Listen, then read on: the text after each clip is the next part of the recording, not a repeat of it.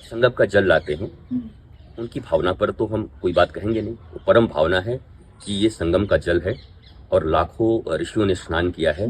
माँ गंगा यमुना सरस्वती का ये है, वो उठा कर ला रहे हैं। कोई रज उठा के लाएगा, कोई कुछ लेकर आएगा, कुछ प्रतिमाएं लेकर आएंगे, मूर्तियां लेकर आएंगे, कोई ध्वज लेकर के आएगा।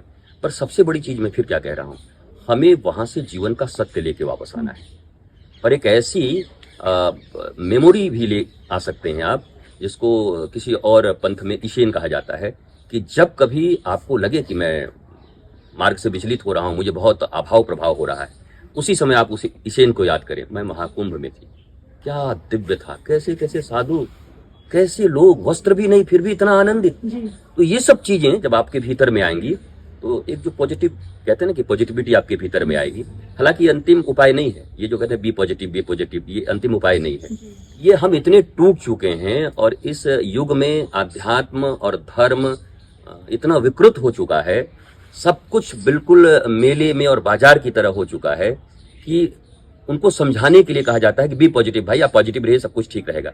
लेकिन पॉजिटिव तो सत्य को जानने वाला ही रह सकता है। असत्य में रहने वाला व्यक्ति, कभी कोई रावण, कभी कोई हिरण्यकश्यपु, कभी कोई हिरण्याक्ष, कभी कोई कंस, पॉजिटिव रह कैसे सकता है? वो तो हर समय सोता भी है। हम तो वृंदावन के हैं, मथुरा यहीं पर है। तो कंस जब किसी काली चीज को देखता था तब भी उसको कृष्ण याद, अरे बादल आया, अरे कृष्ण आ गया। लोग तो मस्ती में ये कहते हैं कि दाल में जीरा देख लेता था तब भी बोलता था अरे कृष्ण आ गया, काला कृष्ण आ गया। तो वो तो भय में है हर समय, उसके जीवन में अभाव है। तो आप पॉजिटिव भी तभी हो सकते हैं जब आप सत्य को रिवील करेंगे, जब आप सत्य को समझेंगे। धर्म अलग है, आध्यात्म अलग है। जब आप अपने भीतर सत्य को ढूंढते हैं, आपके भीतर भी आपका ये पूरा बॉडी एक तंत्र है। एक इंजीनियर है जो बाहर में चीजों को बना रहा है, ऐसा आर्किटेक्ट बना देंगे, ऐसा सुंदर कर देंगे, इस यंत्र को बना देंगे, बटन दबाते ये हो जाएगा।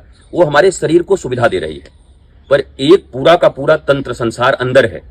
उसके इंजीनियर बनने के लिए हम महाकुंभ में जाते हैं। ये जो आंतरिक इंजीनियरिंग हमारी है वो सीखने के लिए जाते हैं। ये मन इधर उधर क्या कर रहा है भाई, मन कुछ भी खाओ मन मानता ही नहीं, 2 दिन के बाद ऐसे ही हो जाता है। ये हमारे बुद्धि क्यों इतना बिगड़ रही है, हमारे चित्त में हमेशा क्यों उदासी छाया रहता है।